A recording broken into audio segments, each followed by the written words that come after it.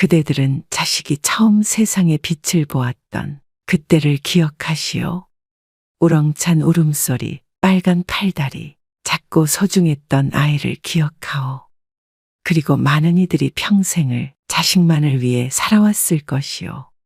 아이가 커서 말을 하고 학교에 가고 취업을 하고 결혼을 해서 아이를 낳고 그렇게 한 사람의 인생을 가장 처음부터 옆에서 지켜보지 않았소? 삶은 힘들었어도 마음만은 세상의 모든 것을 주고 싶었고 원하는 건 뭐든지 다 해주고 싶었던 것이 부모 마음인 듯하오. 대개 그런 사랑은 조금이라도 돌려받으면 다행이지만 일방통행으로 끝나는 일도 드물지 않다오. 어떤 할머니 이야기를 들려주겠소. 신씨 할머니는 해방 전에 서울에서 태어났소. 일찍이 시집을 가 오랜 기간 아이가 생기지 않아 고생하다 30의 늦은 나이에 아들을 보았소. 세상을 다 가진 듯 기뻤다오. 그 당시는 모두가 경제적으로 힘든 시기였는데도 불구하고 신씨 할머니는 자신이 입는 것 먹는 것을 아껴가며 자식을 키웠소. 남편도 성실히 일했기에 오손도손 소박하게 살 정도는 됐다오. 그리고 아들이 국민학교에 입학한 이듬해 신씨 할머니는 남편을 하늘로 떠나보냈소. 췌장암이었는데 병을 발견했을 땐 이미 손쓸 수 없이 늦어 제대로 된 치료도 해보지 못하고 보낼 수밖에 없었다오. 뭐가 그리 급해서 어린아들을 두고 가버리세요. 나는 혼자 어떻게 살라고요.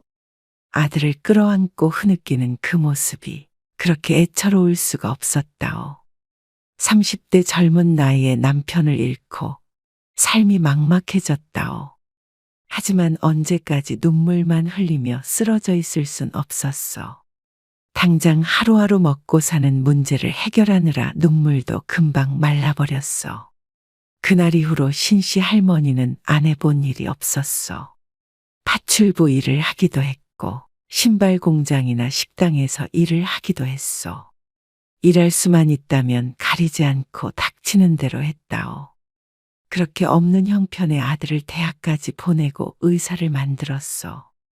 동네에선 개천에서 용이 났다며 놀라워했고 아들은 신씨 할머니 인생의 유일한 자랑이었어. 수십 년의 고생을 보상받는 건지 그 사이에 남편이 남기고 간 사망보험금으로 샀던 작고 허름한 빌라가 재개발이 되었어. 그리고 시장에서 일하다 우연히 넘겨받은 생선가게가 대단히 잘 되는 바람에 살림이 피게 되었다오. 애딸린 가난한 과부였던 신씨 할머니는 이제 누가 보아도 부러울 만한 삶이 되었어. 여보, 하늘에서 보고 있죠? 우리 아들은 의사가 됐고 나도 이제 먹고 살만해졌네요. 이제 걱정 말아요. 아들은 어여쁜 처자와 결혼해서 아이를 낳았어. 신씨 할머니는 굽은 허리로 낮은 시장에서 일을 했고 저녁엔 아들네에서 손자를 돌보았다오. 엄마, 그러지 말고 집 정리하고 들어와서 사세요. 됐다. 이렇게 왔다 갔다 하면 되지. 내가 불안해서 그래요. 허리도 안 좋은 양반이 혼자 지내다가 무슨 일이라도 있으면 어떡하려고요. 그리고 어차피 애 봐주러 매일 오는데 그냥 같이 살면 좋지. 신씨 할머니도 그러고 싶은 마음은 있었지만 아무리 편하게 대한다 해도 자신은 시어머니이기 때문에 며느리가 불편해할까 걱정이 되었어. 그러면 엄마 사는 집 팔아서 병원도 차릴 수 있잖아요. 대학병원에서 근무하던 아들은 개원을 하고 싶어 했어. 금전이 부족해 대출을 알아보고 있다곤 들었는데 아들 말을 들어보니 신씨 집을 팔아 그 돈을 마련하면 좋을 것 같았어. 서울 집값이 많이 올라서 큰 보탬이 될 듯 했다오. 그리고 손자도 봐주고 하면 아들 부부의 짐이 되지는 않겠지 하는 마음에 아들 뜻대로 하기로 했어. 그렇게 신씨 할머니는 살던 집을 정리하고 아들네 집으로 들어갔어. 그리고 아들은 개원을 했다오. 아들 손자와 함께 지낼 수 있어서 더할 나위 없이 행복한 나날이었어. 옛날과는 다르게 풍족해진 삶에 모든 불행은 끝이 났다고 생각했어. 아들의 병원 재정이 나빠지기 전까지만 해도 그러했어. 엄마, 좀 도와줄 수 있어요? 얼마가 필요한데 그러냐? 지금 당장 막아야 하는 돈이 3억이에요. 서서히 기울기 시작한 병원에 야금야금 돈을 메꾸다 보니 아들 부부는 경제적으로 무척 힘든 상황이 되었어. 신 씨는 그동안 모아둔 돈이 꽤 있었어. 하지만 그 돈을 모두 내주게 되면 신 씨는 그야말로 빈털터리가 되는 셈이었어. 말년에 아들에게 손 벌리지 않도록 열심히 노후 대비를 해둔 것이었어. 이제 벌이도 없을 텐데 그걸 다 줘버리면 죽을 때까지 아들에게 의탁해 살아가는 수밖에 없었어. 모든 걸 다 주어도 아깝지 않은 자식이었지만 신씨 할머니는 망설일 수밖에 없었어. 병원이 잘 돼야 우리 다 같이 나앉지 않는 거잖아요. 아파트 대출은 안 나온다니? 이미 다 끌어다 썼죠. 엄마, 돈 아까워서 그래요. 아들이 하던 말을 멈추고 쳐다보았어. 아깝다니. 무슨 그런 말을 해. 마지막으로 도와준다고 생각하면 안 돼요. 힘들게 의사 됐는데 이렇게 망할 수는 없잖아요. 당연히 그렇지. 내일 일찍 은행 가서 입금해 주마. 그러곤 걱정에 잠 못 이룬 그날 새벽. 우연히 아들 내외가 대화하는 소리를 듣게 되었어. 아들은 흐느끼고 있었어. 당신도 알잖아. 나 어떻게 컸는지. 아버지도 돌아가시고 엄만 바빠서 혼자 집에서 매일 라면 끓여 먹으면서 공부했어. 알죠. 나 때문에 희생한다고 생각하는 엄마 때문에 숨 막히게 살았어. 가난이 지긋지긋해서 이악 물고 죽어라 공부해서 의사가 된 거야. 우리 가족을 위해서였어. 근데 낮에 엄마한테 도와달라고 했는데 망설이시는 거야. 내가 나 혼자 좋자고 이러는 게 아닌데. 신씨 할머니는 순간 벼락이라도 맞은 듯한 기분이 들었어. 아들이 고등학생 때 그동안 해준 게 뭐가 있느냐며 소리치던 때가 생각났어. 돈 버느라 바빠. 아들을 늘 혼자 둔 것이 신씨 할머니에게도 평생의 한이었는데 그때 그 소리를 듣고 사무쳤던 감정이 되살아나는 듯 했어. 아들만을 위해서 열심히 살아왔지만 그 정성이 아들에게 닿지는 못했던 듯 싶었어. 그때도 그랬고 지금도 그러한 듯 하오. 해가 떠오를 때까지 뜬 눈으로 밤을 지새고 이른 아침 아들을 불렀어. 이번에 가게를 팔 참이다. 허리 때문에 더는 일을 못하겠다. 그리고 그 돈은 너 주마. 갑자기 무슨 말씀이세요? 마침 신씨도 허리 통증이 악화되어 더 이상 일을 하지 못하는 지경에 이르러 최근에 가게를 팔아야겠다는 생각을 하고 있었어. 하지만 노후 자금으로 저금해 두려던 돈을 아들에게 주기로 마음먹었어. 그 돈 뒀다 뭐하니? 어차피 나 죽으면 다 네 돈인데. 엄마, 고마워요. 요즘 병원에 손님도 늘고 있고 조금 있으면 아파트도 들어선대요. 엄마는 집에서 애 보면서 편하게 쉬어요. 알았다. 아들은 크게 기뻐하며 신씨 할머니를 얼싸안았어. 그렇게 기뻐하는 아들을 본 신씨 할머니도 그동안 열심히 살아서 아들이 힘들 때 도와줄 수 있게 되어 뿌듯했다오. 다행히 병원은 재정을 회복했고 신씨 할머니는 아들에게 용돈 받으며 살게 되었어. 물론 그 돈은 손자 용돈과 간식값으로 다 나갔지만 여전히 자신에게는 돈 쓰는 법을 모르는 신씨 할머니는 그저 행복했어. 며느리에게 민폐 끼치지 않을까 조용조용히 살았어.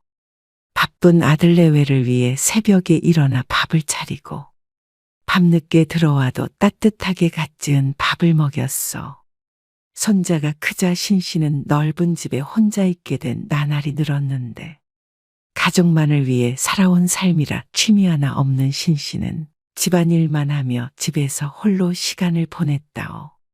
그렇게 신 씨 할머니의 등은 더 굽고 세월은 흘러 손자가 대학을 갔어. 아들의 아들이 커가는 모습을 지켜보는 일도 행복이었어. 하지만 그런 신 씨 할머니를 비웃듯 불행은 예고 없이 찾아왔다오. 어머니, 뭐 하고 계세요? 뭐 하긴 밥 차리지. 애비도 얼른 나와서 밥 먹으라 그래라. 며느리의 새파랗게 질린 얼굴에 의아해져서 말했어. 왜 그래? 배 안 고파? 그래도 밥은 먹어야지. 분주하게 반찬을 놓고 상을 차려내는 것을 며느리가 막았어. 어머니, 30분 전에 밥 먹었잖아요. 무슨 그런 장난을 치니? 언제 밥을 먹었다고? 어머니, 아들도 방에서 나와 신씨 할머니를 쳐다보았어.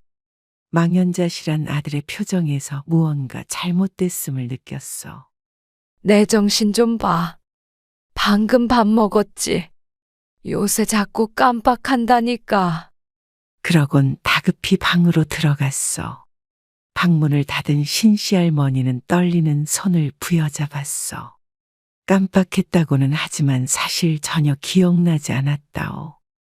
여든이 넘은 나이에도 불편한 허리 말고는 크게 아팠던 적도 없었어. 병원에 들락날락하느라 자식 힘들게는 안 해서 다행이라고 여겼어. 최근에 건망증이 심해진 것 같다고 아들 내외에게 타박을 받았던 일이 여러 번 있었는데 이번과 같은 일은 처음이었다오. 아무리 생각해내려 해도 머릿속이 안개가 낀 것처럼 뿌옇게 흐렸어. 내가 아무래도 노망이 났나 보다. 이후에 아들과는 그 이야기를 입 밖으로 꺼내지 않았어. 신씨 할머니는 아무 일도 없었다는 듯이 굴었고 아들도 말을 아꼈어. 하지만 숨긴다고 숨겨지면 병이 아니라오. 오늘 지훈이 늦게 들어온대요. 지훈이 밥은 차리지 마세요. 지훈이? 지훈이가 누구야? 오늘 손님이 온댔나? 네? 어머니 손자 지훈이요. 아, 그래. 내 손자 이름이 지훈이야. 이놈의 건망증이 이름도 까먹었네. 멋쩍은 웃음으로 대화를 얼버무렸어. 전화번호, 이름 같은 걸 까먹는 건 예사였고 가스불을 켜놓은 상태로 외출하기도 했어. 하루는 장 보러 나갔다가 집을 못 찾아 헤맸던 날도 있었어. 늦게까지 들어오지 않는 신씨 할머니에게 전화를 건 손자 덕분에 집에 무사히 돌아올 수 있었어. 이런 나날이 늘다 보니 이제는 더 이상 피할 수만은 없게 되었다오. 아들은 신경을 쓰느라 날로 예민해졌어. 신씨 할머니가 무언가 깜빡하는 날에는 화를 내기도 했고 외출도 못하게 막았다오. 정신도 온전치 못한데 어딜 돌아다니신다는 거예요? 제발 가만히 좀 계세요. 예. 신씨 할머니 본인도 한마디 하기도 어딜 나가기에도 불안해서 방 안에만 틀어박히게 되었어. 집안 분위기는 살얼음 위를 걷는 듯했어. 몇 날 며칠 동안 아들 내외 방에 불은 밤늦게까지 꺼지질 않았어. 신씨 할머니도 근심은 깊어갔다오. 증상은 심한 건망증처럼 가끔씩 찾아왔는데 그때를 알 수가 없기에 대부분 멀쩡함에도 불구하고 모두를 불안에 떨게 했어. 자신 때문에 요즘 며느리는 늘 집에서 원치 않는 감시자 역할을 해야 했어. 며느리도 힘들겠지만 신씨 할머니의 마음은 더 불편했어. 그러니 고민이 안 될 수 없었다오. 아마도 밤새 아들 내외가 의논하는 이야기와 신씨 할머니의 고민이 일치한 것이 아니겠어. 아들이 신씨 할머니를 거실로 부른 그날, 방문을 열며 스스로도 결론을 내렸다오. 어머니, 지금 좀 편찮으시니까. 안 그래도 내가 할 말이 있었는데 잘 됐네. 요양원이 그렇게 좋다더라. 가면 친구들도 사귀고 이것저것 다 해주니깐 정말 편하대. 아들의 말을 끊고 할 말을 쏟아내었어. 아들은 대답이 없었어. 저기 슈퍼집 김씨도 요양원에 갔다는데 얼굴이 그새 폈단다. 밥도 잘 나오고 아주 살판 났다더라. 네가 그것 좀 알아봐라. 이제 나도 친구도 사귀면서 내 인생 살아보련다. 한참을 말이 없는 아들을 거실에 남겨두고 방으로 들어왔어. 평생 고생시킨 아들. 아빠도 없이 혼자 잘 커주어서 의사도 되고 이제 탄탄대로를 달리며 삶이 좀 편해지나 했는데 자신이 걸림돌이 될 수는 없었어. 차라리 암에 걸렸다면 때가 되었구나 했겠지만 치매는 본인뿐만이 아니라 가족의 삶도 송두리째 앗아갈 수 있는 무서운 병 아니겠어. 아들이 반대했어도 제 발로 가겠다 했을 텐데 아들도 마침 그 이야기를 꺼내려 하기에 마음의 짐이라도 덜어주자 하여 먼저 말을 꺼냈어. 하지만 말은 그렇게 했지만 어떻게 슬프지 않을 수 있겠어. 끝내. 그러지 마시라. 그런데 안 보낸다. 라고 말하지 않는 아들에 대한 야속함이 피어났어. 그러다 이내 고개를 저었어. 다른 사람도 아니고 신씨 할머니가 어찌 아들의 발목을 잡겠어? 그날로 할머니는 짐을 쌌어. 요양병원에 들어가는 데까지는 일사천리였어. 그날엔 아들 부부와 손자까지 함께 했다오. 할머니, 내가 자주 올게. 심심하면 전화해. 신씨 할머니 손에 큰 손자가 슬퍼하며 말했어. 그래, 내 새끼. 공부 열심히 하고 할미가 전화할게. 엄마, 갈게요. 불편한 데 있으면 꼭 말씀하세요. 그래. 밥 잘 챙겨 먹고 내 걱정은 말어라. 그렇게 할머니는 홀로 남겨졌어. 요양병원은 사건 사고로 바람잘 날 없었는데 그 속에서도 신씨 할머니만은 외떨어진 섬처럼 혼자 떠 있었다오. 아들이 의사라면서요? 대단하네. 면회는 안 와요? 네. 우리 아들 대단해요. 아들은 병원 때문에 너무 바빠요. 2주에 한 번씩 오던 아들은 점차 한 달에 한 번, 2달에 한 번 발길이 뜸해졌어. 다음 달까지는 바빠서 못 갈 것 같아요. 지훈이도 학교 일이 바쁘다네요. 바쁘다고 찾아오지 않은 것이 벌써 반년이었어. 그 전 면회도 반년 만에 찾아온 것이었다오. 면회를 오는 날이면 하루 종일 들떠 있었어. 하지만 그것도 이미 오래전 일이 되었어. 신씨 할머니는 그렇게 4년간 요양병원에서 지냈어. 치매는 시간이 지난다고 쉽게 낫는 병이 아니라 신씨 할머니의 정신도 맑을 때, 흐릴 때가 오락가락했어. 정신이 돌아올 때면 핸드폰을 붙잡고 전화번호를 눌렀다 지웠다 했다오. 진료 시간에 자꾸 전화하시면 안 돼요. 지금 바빠서 나중에 제가 다시 걸게요. 하고 다시 울리지 않는 전화를 바라보다 지치기를 여러 번. 행여나 바쁜 아들이 신경 쓸까 차마 다시 전화를 걸지는 못했어. 멀쩡하던 사람도 병원에 가둬두면 없던 병까지 생기는 법이요. 신씨 할머니의 병세는 더욱 악화되었고 자신이 누구인지도 모르는 나날이 많아졌어. 그런 그녀를 돌봐주는 사람은 없었다오.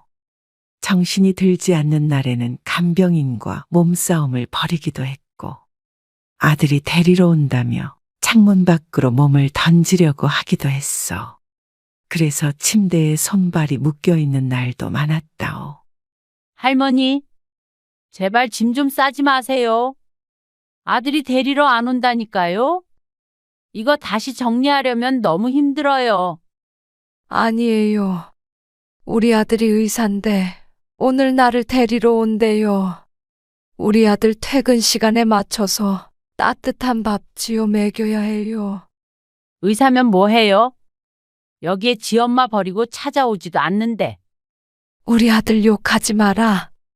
하며 간병인 머리를 쥐어뜯고 핥히어 또다시 침대에 묶이기도 했다오. 그러다 신씨 할머니는 간암 사기 진단을 받았소. 낫기 힘든 병이 하나도 아니고 둘이나 찾아왔는데 연로하여 이겨낼 힘이 없었어. 그런데도 아들은 찾아오지 않았소. 매일 온다던 손자는 한 번도 본 적이 없었다오. 그렇게 아들의 발길이 끊어지자 신씨 할머니는 하루가 다르게 생기를 잃어갔소. 그러다 정신이 드는 날이면 침대에 엎드려 무언가를 써내려갔소. 머리에 안개가 꼈다 개었다 반복하다 신씨 할머니는 결국 간암으로 세상을 뜨고 말았다오. 그제서야 찾아온 아들은 침대에 고요하게 누워있는 할머니를 바라보았어. 슬픈 듯 보이기도 화가 난 듯 보이기도 했고 어쩌면 한편으론 후련했을지도 모르오. 장례는 요양병원 옆에 있는 장례식장에서 치러졌어. 손자는 뒤늦게 오열했고 며느리도 조용히 눈물을 훔쳤다오. 찾아오는 이는 죄다 아들의 지인이었고 신씨 할머니와 알고 지낸 사람은 단 하나도 없었어. 장례 마지막 날 늦은 시간 혼자 앉아 술잔을 기울이던 아들에게 어떤 이가 찾아왔어. 신씨 할머니 소지품에서 나온 건데 전해드리려는 걸 깜빡하고 제가 며칠 가지고 있었네요. 이게 뭡니까? 글쎄요. 무슨 편지 같은데 매일 엎드려서 뭘 적고 계시더라고요. 아내는 안 봤어요. 네, 감사합니다. 한참을 앉아서 봉투만 쳐다보다 뒤늦게 열어보았어. 얼마나 접었다 폈다 했는지 종이가 꼬깃해져 있었어. 아들은 천천히 종이를 펼쳐보았어. 꼬불꼬불 지렁이 같은 글씨로 꾹꾹 눌러 쓴 글이었어. 글을 읽은 아들은 그 자리에 엎드려 대성통곡을 했다오. 아들에게 내 아들로 태어나 나를 어미라 불러주고 내가 네 아버지 곁으로 가는 날까지 힘든 세상을 살아갈 힘을 줘서 고마웠다.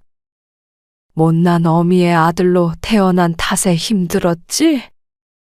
그럼에도 이렇게 훌륭한 사람으로 커주어서 나는 네가 너무나 자랑스럽다. 내가 병원에 들어오고 네가 무척 괴로워했던 것을 안다. 내 모든 걸 주어도 아깝지 않은 아들아.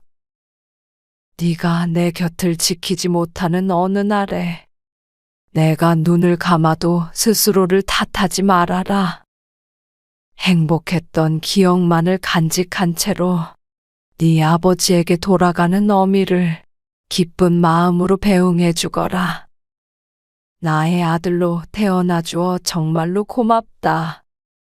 남들은 아들밖에 모르는 바보라고 손가락질하지만 나는 다시 태어나도 너의 어미로 태어나고 싶다.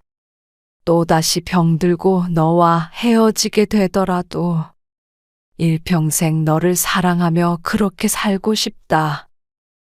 너는 나의 유일한 기쁨이고 사랑이었다. 떠나는 발걸음 무겁지 않도록 이곳에서 내내 행복하길 바란다. 고맙다, 아들아. 자신의 인생보다는 아들의 인생을 위해서 살았던 신씨 할머니. 자식만을 위해 헌신한 그녀를 보고 손가락질하는 이도 있었겠지만 신씨 할머니는 또다시 태어나도 같은 선택을 할 것이라 생각하였소. 자식에게 퍼부은 사랑이 되돌아오지 않는다고 이미 준 사랑을 다시 거두어드리겠소?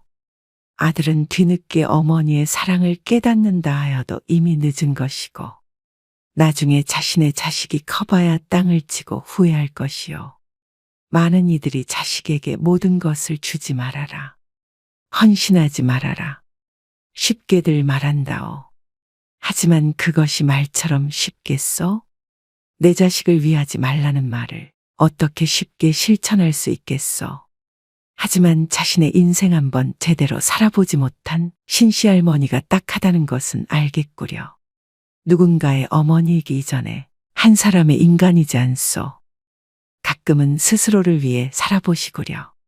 자식의 행복을 바라는 만큼 자신의 행복을 위하는 일도 해보시구려. 나는 나이 들어도 행복해지기 위해 노력하고 싶소. 부디 그대들도 그러하길 바라오.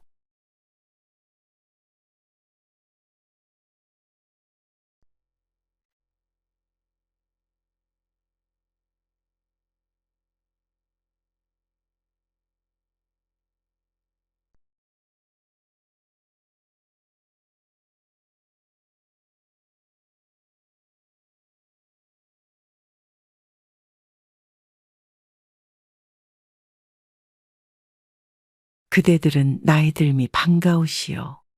어떤 이는 젊은 시절에 고되게 살아온 기억 때문에 시간을 되돌릴 수 있다고 하더라도 다시는 돌아가고 싶지 않다고 말하오. 젊을 적엔 가질 수 없었던 여유가 있기에 지금이 더 좋다고 말이오. 하지만 대부분은 그렇지 않다 말할 것이오. 나는 어렸을 적엔 하루빨리 나이 들기를 바랐고 나이가 들어서는 무엇을 내주어도 돌아갈 수 없는 그 찬란한 젊음을 갈망하게 되었소. 하지만 그것이 불가능하다면 곱고 아름답게 늙고 싶소.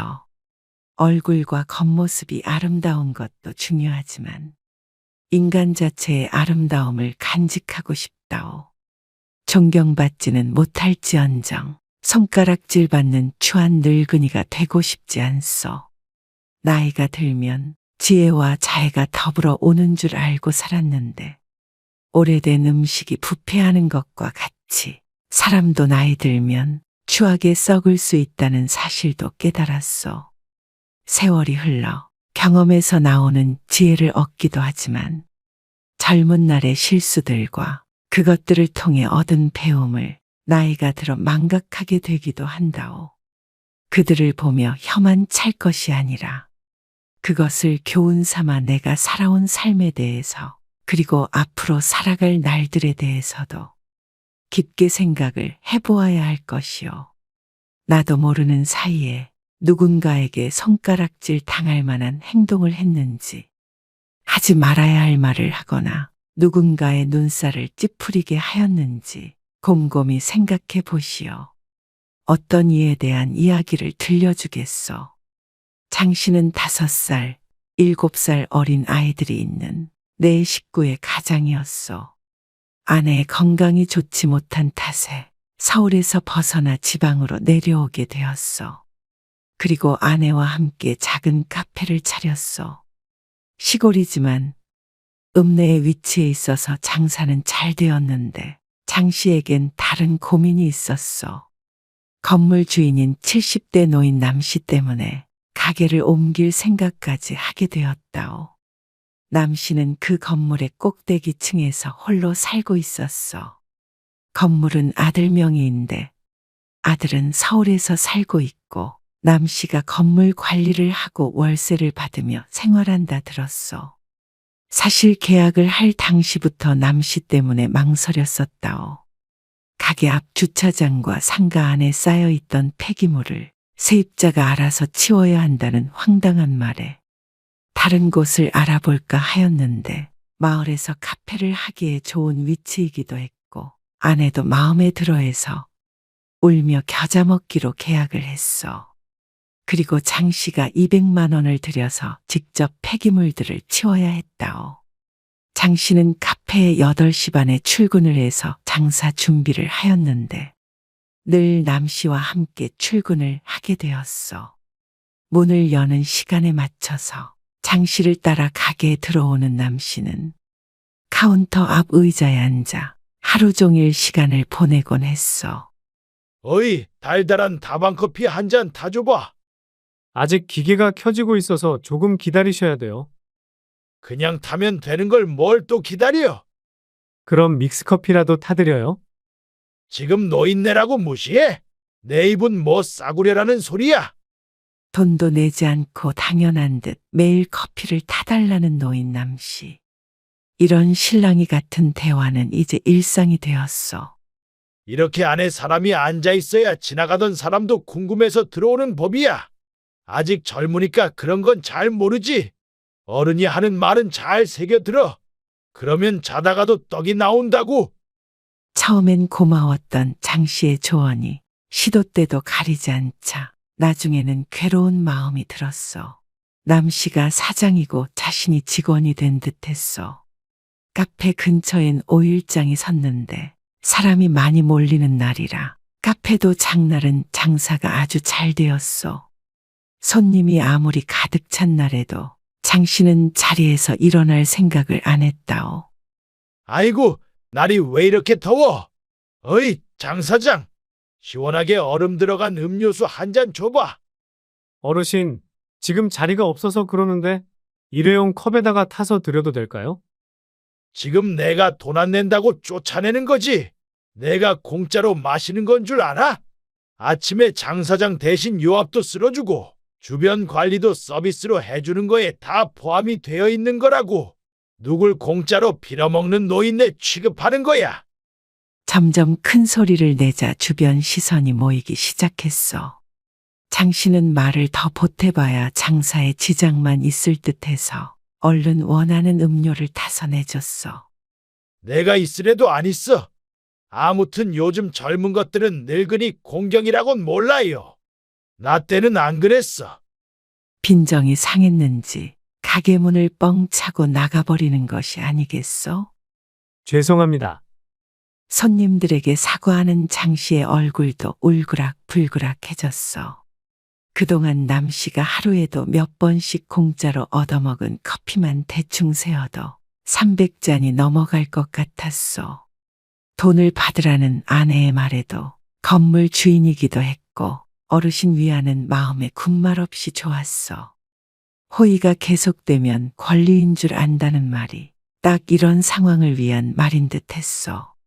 비교적 한가한 날에는 남 씨의 지인들까지 합세를 했다오. 장씨, 여기 커피 3잔. 가끔 남 씨와 카페에 들르는 동네 주민들인데 그들도 돈을 안 내긴 마찬가지였어. 이거 장 사장 먹어. 서울에서 변호사 하는 우리 아들이 준 건데 아주 좋은 거야. 장 사장이니까 특별히 주는 거야. 남 씨가 웬 홍삼액이 들어있는 작은 상자를 주며 말했어. 감사합니다. 잘 먹을게요. 장 씨는 이게 웬일인가 싶었어. 그 짠돌이 남 씨에게 이런 걸 받다니 해가 서쪽에서 뜨겠네 하고 속으로 생각했어. 여기 커피 3잔 나왔습니다. 아이, 갖다 줘야지. 다리 아픈 노인네들 왔다 갔다 하게 만들어. 그래. 요즘 세상이 이상해졌어. 주문을 했으면 직접 갖다 줘야지. 이것도 네가 해라. 저것도 네가 해라. 장 씨는 속으로 한숨을 내쉬며 커피를 갖다 주었어. 물론 아무도 계산할 생각은 하지 않았어. 그래도 처음으로 남 씨에게 선물을 받았기에 그 보답이라고 생각하자 속을 달래었어. 장 사장, 서울에서 왔다고 했지? 네, 서울에서는 무슨 일 했나? 그냥 회사 다녔습니다. 그래, 잘 때려쳤네. 월급 받아서는 부자 못 돼. 장 사장 애들도 잘 가르쳐. 내가 자식 같아서 하는 소리야. 아, 네. 잘 새겨 듣겠습니다. 그러자 남 씨가 거들먹거리며 말했어. 장 사장은 운 좋은 줄 알아? 내가 말이야. 월급쟁이랑은 같이 밥도 안 먹는 사람이야. 하하. 네. 그러세요? 불과 며칠 전에도 남 씨와 동네 식당에서 마주쳤는데 부동산 직원인 젊은 여자 둘과 같이 와서 식사하는 모습을 보았어. 그러면서 남 씨는 어떻게 하면 큰 돈을 벌 수 있는지, 자신은 어떻게 살아왔는지 일장연설을 시작하였어. 그러는 남 씨도 건물은 아들 것이었고 본인은 특별히 큰 부자는 아니었다오. 다만 월세를 받아 큰 어려움 없이 살아가고 있을 뿐이었어. 시간이 많은지라 동네에 이곳저곳 참견하고 다니는 것도 일이라면 일이었어. 월급쟁이가 아니니 대화에 껴주겠다는 남씨의 말투엔 은은하게 사람을 깔보는 느낌이 있었어. 장 씨는 늘 남씨와 대화하면 불편하고 기분이 상했기 때문에 겉으론 알았다 대답하며 속으론 딴 생각을 하곤 했어. 노인들이 앉아서 서로의 자식이 잘났다. 누군 어떻다더라 하는 소리가 카운터까지 크게 들렸어. 장 씨는 지금은 저런 장면을 보며 혀를 차지만 자신도 나이가 들면 저렇게 될까 걱정이 들었어. 노인들은 그렇게 2시간 정도 앉아 있다가 자리에서 일어났고 동시에 장 씨의 아내가 들어왔어. 일이 한가할 때는 출근을 안 했는데 오늘은 바람을 쐬러 나온 듯 했어. 어이, 이런 커피 타는 일은 여자가 해야지. 그리고 밖에 나와서 일도 하고 그래야 병도 안 나는 법이야. 그러면서 쌩 나가버리는데 장 씨의 아내도 황당한 표정을 지었고 장 씨도 이번만큼은 울컥한 표정을 감출 수 없었다오. 아내가 아파서 내려온 사정을 뻔히 알면서 병이 어쩌고 저쩌고 하는 소리가 듣기 거북했어. 쫓아나가려 하자 아내가 급히 말렸어. 됐어요. 저러는 거 한두 번도 아니고. 그냥 무시해요. 점점 도를 지나치잖아. 괜찮아요. 그러려니 하자고요. 근데 이건 뭐예요? 남씨가 주고 간 홍삼을 보며 아내가 물었어. 그제야 상자를 본 장 씨는 다시 한번 마음을 다잡았어. 그래, 오늘은 이것도 줬으니까 참아야지. 아까 주인 할아버지가 주시더라고. 웬일이에요? 그러게 말이야. 아들이 엄청 좋은 걸로 줬대. 당신 먹으면 되겠다. 하나씩 먹어요. 그러곤 아내가 홍삼을 까서 쭉 들이켰어. 좋은 거라니까 왠지 힘이 나는 것 같네? 아내가 깔깔 웃다 말고 빈 봉지를 유심히 살펴보았어. 왜 그래? 장 씨가 의아한 목소리로 묻자 장 씨의 아내가 경악했어. 여보, 먹지 말아요. 들이키려던 홍삼을 뺏어가며 아내가 말했어. 이거 유통기한이 5년이 넘었어요. 뭐야? 어서 뱉어! 이미 삼켰는데 어떻게 뱉어요? 장 씨의 아내는 구역질이 나올 것 같아 화장실로 뛰어갔어. 1-2달 지난 것도 혹시나 해서 잘 먹지 않는데 5년이면 효능이 없는 것은 둘째치고 없던 병도 생길 정도 아니겠어. 몇 달 지난 것도 아니고 5년이 넘게 집에 있었다면 남씨가 몰랐을 리가 없다고 생각했어. 어쩐지 평소답지 않게 친절을 베푼다 했어. 장 씨는 황급히 남씨를 쫓아갔어. 멀리 지인들과 걸어가는 남씨를 붙잡고 홍삼을 돌려주었어. 이거 유통기한이 많이 지났네요. 그 정도는 아무렇지도 않아. 먹어도 돼. 그럼 알고 주신 겁니까? 몸에 좋다고 주셔놓고는 너무하신 거 아닙니까? 장 씨가 따지고 들자 친구들 앞에서 창피를 준다며 도리어 열을 내는 것 아니겠어? 챙겨줘도 지랄이야. 안 먹을 거면 일이네. 동네 창피하게 길거리에서 일해. 그러더니 바닥에 침을 퇴뱉고는 가버렸어. 설마 했는데 유통기한이 지난 걸 알고도 준 그놈의 심보가 놀라웠어. 그뿐만이 아니었어. 어느 날 남씨의 손자들이 방문한 날이었어. 그날은 유독 한가한 날이라 장씨의 아이들도 카페에 와 있었어. 건물 앞 주차장이 넓은 편이었는데 남씨가 손주 온다고 주차장 한켠에 튜브로 된 수영장을 설치해놨어. 물놀이 하려나 보네. 나도 하고 싶다. 나도. 설치된 수영장을 보자 장씨의 아이들이 부러운 눈길로 쳐다보았어. 나중에 물 받아줄 테니까 그때 놀자. 아이들을 달래고 있는데 남씨가 가게 쪽으로 다가오는 것 아니겠어? 장씨의 아이들도 와 있는 걸 알고 있기 때문에 혹시나 같이 놀으라는 말을 하기 위해 오는 것인가 생각했어. 그런데 가게 문은 열지 않고 문 밖에 있는 호스에 물을 틀더니 질질 끌고 수영장까지 가는 것이요. 줄이 짧은지 수영장을 가게 쪽으로 옮기는데 너무 가까워져서 손님이 이상하다고 생각할 정도의 거리까지 오게 되었어.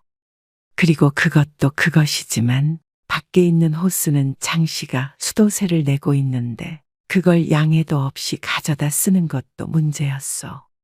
수영장 크기가 작지 않아 보이는데 그걸 다 채우려면 적으나 많으나 돈이 나가는 것은 당연하지 않소. 남씨가 물 좀 쓰겠다고 물어보았다면 거절하지 않았을 텐데 말도 없이 가져가니 어이가 없었다오. 예의를 몰라도 저렇게 모르는데 입만 열면 예의나 공경 타령이니 참 아이러니했소. 한마디 해야 할까? 애들이 쓰는데 쪼잔하게 물 쓰는 걸로 뭐라고 하진 맙시다. 또다시 한숨만 쉴 뿐이었어. 1시간가량 물을 받고선 남씨의 손자들이 물놀이를 하기 시작했어. 당신은 애들 데리고 들어가 봐. 장씨의 아이들이 부럽게 쳐다보는 것이 신경 쓰여 아내에게 집으로 돌아가 있으라고 말하였소. 아내는 아이들을 데리고 가게 밖으로 나갔소. 그러고는 5분 정도 후에 가게 밖에서 큰 소리가 나는 것 아니겠소? 그 소리엔 장씨의 아내 목소리가 섞여 있어 놀라서 뛰어나가 보았소. 그러시는 거 아니에요. 이 물도 말도 없이 쓰셨잖아요. 뭐? 물값이 아까워? 옛다. 남씨가 주머니에서 꺼낸 꼬깃꼬깃한 지폐 몇 장을 장씨 아내의 얼굴에 집어던졌소. 장씨가 뛰어가 아내를 감싸며 말했소. 왜 그래? 당신이 물 가지고 뭐라고 하지 말라면서 왜 싸우고 있어? 그게 아니라 저 할아버지가 우리 애들 꿀밤을 때리잖아요. 뭐? 장씨가 깜짝 놀라 남씨를 쳐다보았소. 남씨는 뜨끔한 표정을 지었지만 이내 눈을 부라리며 소리쳤다오. 어른이 꿀밤 한 대도 못 때려. 누가 들으면 내가 애들을 팬 줄 알겠네. 장씨의 아내가 울먹거리는 목소리로 어찌된 일인지 설명했어. 장씨의 아이들이 수영장 옆을 지나가며 물 안으로 손을 집어넣었던 모양이요. 그걸 본 남씨가 너네 엄마한테도 수영장 사달라고 하라며 쫓아내다가 아이들이 물속에서 손을 빼지 않자 꿀밤을 한 대씩 때린 것이요. 마침 뒤를 돌아본 장씨의 아내가 그 장면을 딱 목격하게 되었어. 기가 막혀 따지는 아내에게 남씨가 열심히 돈 벌어서 애들 수영장도 하나 사주라고 하자 장씨의 아내도 수도세 이야기를 꺼낸 것이었어. 그렇게 돈 많은 양반이 남의 물을 훔쳐다 쓰고 애들 머리까지 때립니까? 때리긴 누가 때려? 세상 참 각박해졌구만. 어른이 돼가지고 애들 교육시키다가 꿀밤 몇 대 때릴 수도 있지. 아니, 그러니까 우리 애들 교육을 왜 당신이 시키냐고요? 뭐? 당신? 건방지게 어린 놈이 예의를 밥 말아먹었나? 나이를 먹어도 곱게 좀 드십시오. 그렇게 늙을까 무섭네요. 장씨는 가게 뒷정리도 하지 못하고 불만 끄고 식구들을 데리고 집으로 돌아갔어. 어찌나 분이 안 풀리던지 장씨 아이들이 눈치를 볼 정도였어. 그냥 우리 가게 정리하고 다른 데로 갑시다. 이래서는 제명에 못 살겠어요. 이렇게 급하게 나가서는 권리금도 못 받을 텐데. 기계나 테이블은 다 가져가면 되죠. 인테리어 얼마나 했다고요. 어차피 이제 곧 1년 계약 기간은 끝나잖아요. 일단 내가 내일 가서 따질 것 따지고 제대로 얘기해 볼게. 그리고 나서 다음 날 아침 일찍 출근한 장씨는 황당한 장면을 목격했어. 카페 문 앞을 누가 1톤 트럭으로 막아놓은 것 아니겠어? 출입문에 바짝 붙여놓아서 실수로 주차했다고 생각할 수도 없었어. 범인은 뻔했어. 문이 바깥으로만 열리는 구조였기 때문에 트럭에 올라타서 문을 열려고 해도 열 수가 없었어. 장씨는 건물 4층으로 쫓아 올라갔어. 초인종을 마구 누르자 남씨가 걸쇠를 잠근 채로 문을 빼꼼 열었어. 이 아침부터 무슨 일이야? 이게 무슨 짓입니까? 뭐가? 가게 문을 저렇게 막아놓으시면 어떡해요? 내 건물에 내가 주차하겠다는데 뭐가 문제야? 저러면 장사를 어떻게 하라는 말이에요? 난 모르니까 알아서 해. 자꾸 이러시면 경찰에 신고합니다. 경찰이 뭐가 무서워? 우리 아들이 서울에서 잘 나가는 변호사야. 그러고는 문을 쾅 닫는데 그 바람에 장 씨의 손가락도 문틈에 껴서 시퍼런 멍이 들고 말았어. 손가락의 고통도 고통이었지만 노인의 추악함에 할 말을 잃었어. 멍든 손가락을 붙잡고 한참을 서 있다가 뒤돌아섰어. 경찰에 신고를 하려면 할 수도 있었지만 장 씨는 이곳을 떠나야 해결이 될 것임을 깨달았어. 몇 일 뒤에 차를 쓸 일이 생겼는지 입구를 막아놨던 차는 뺐지만 장 씨는 가게 문을 열지 않았어. 남 씨에게는 계약 기간이 끝나는 날 가게를 빼겠다고 통보를 해둔 상태였어. 다음 세입자도 없는 상태에서 갑자기 보증금을 빼주게 생긴 남 씨가 노발대발하였는데 보증금을 제때 주지 않으면 그렇게 좋아하는 법적인 조치를 할 것이라고 엄포를 놓았어. 그러고는 서울에 있는 남 씨의 아들에게도 연락을 했어. 실제 건물 주인이 남 씨의 아들이었기에 보증금 이야기도 단단히 일러두었어. 그리고는 장 씨는 차 타고 10분 정도 떨어진 옆 동네로 가게를 옮겼다오.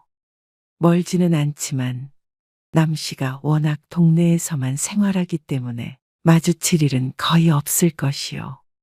아직도 장 씨는 카페에 어르신이 들어오면 경계가 되었는데 남 씨와 같은 노인이 흔한 것은 아니었다오. 그렇다고 아예 없지도 않았는데 대뜸 들어와서 물만 마시고 간다거나 음료를 사지 않고 화장실을 지저분하게 이용하고 간다거나 없는 메뉴를 내놓으라고 우기는 일은 심심치 않게 있었다오. 하지만 남 씨에 비하면 그 정도는 지극히 정상적으로 보일 정도였어. 그저 옛날 사람들이니까 이해하자 하는 마음에 조용히 넘어가곤 했어. 그래도 옆마을이라 종종 단골 손님들이 새로 옮긴 가게로 찾아오곤 했어. 1, 2년 정도 지났을 때쯤 남 씨에 대한 소문도 듣게 되었어. 아들 명의였던 건물이 경매에 넘어간 뒤 아들 가족은 이민을 갔다나 어쨌다나 홀로 남은 남 씨는 근처 원룸에서 지내게 되었다고도 한 것 같았어. 그 소식을 듣고도 장 씨는 기쁘지 않았어. 자식 자랑, 돈 자랑이 전부였던 노인이 이제 낙도 없이 쓸쓸히 살 것에 씁쓸한 마음도 들었다오. 남 씨를 보면 꼭 놀부가 생각이 났었는데 그 말년까지 비슷해졌다 싶었어. 주변을 보면 눈살을 찌푸리게 하는 노인들을 보게 되어 그럴 때면 그런 이들의 과거를 상상하게 된다오. 저 사람은 젊었을 때도 저랬을까? 아니면 나이가 들면서 괴팍해졌을까?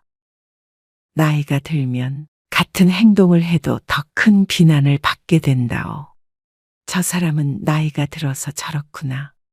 그리곤 노인이라 추하고 노인이라 말귀가 안 통한다고 손가락질하곤 하오.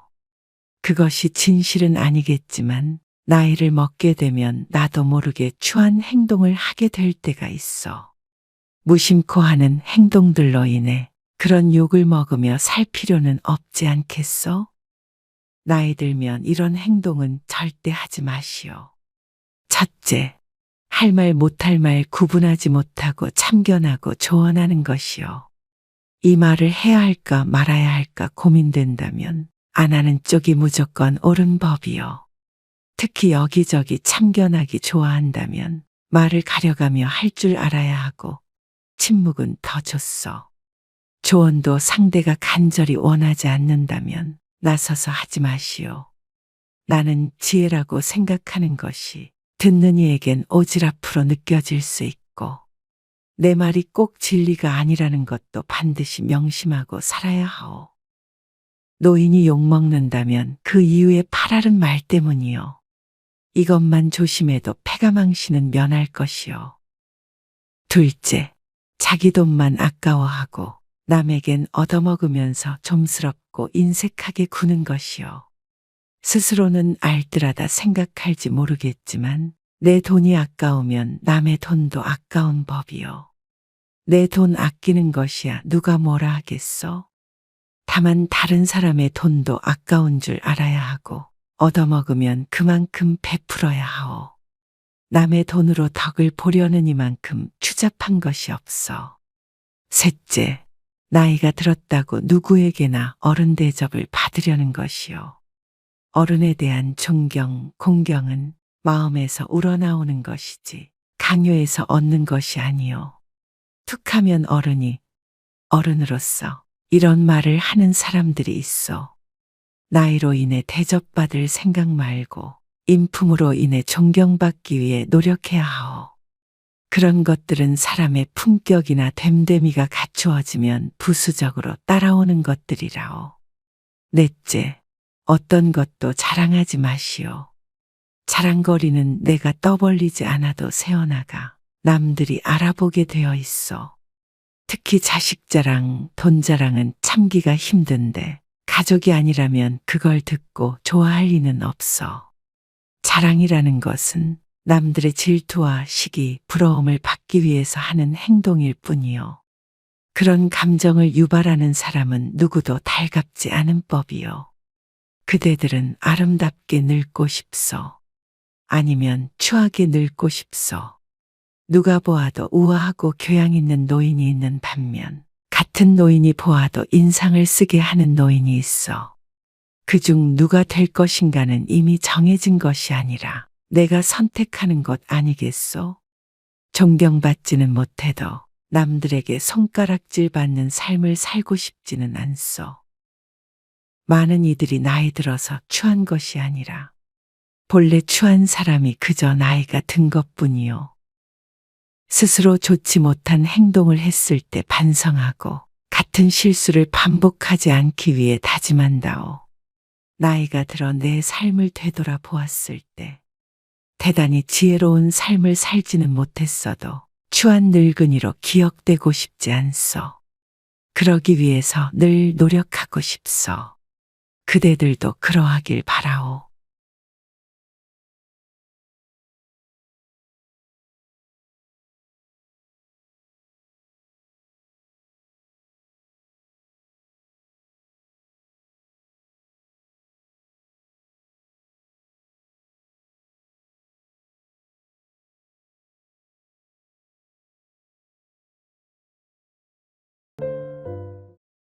그대들의 노년은 안녕하시오.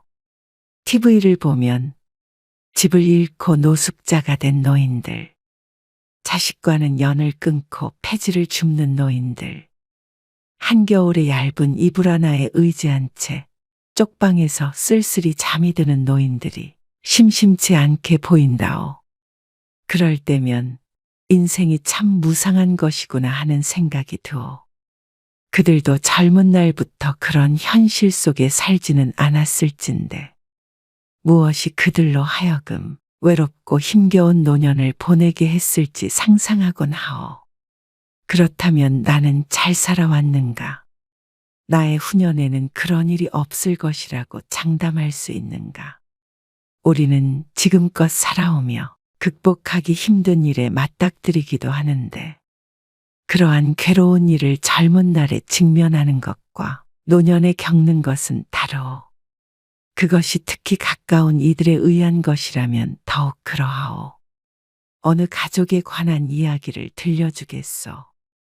몇 년 전 어느 날이었어.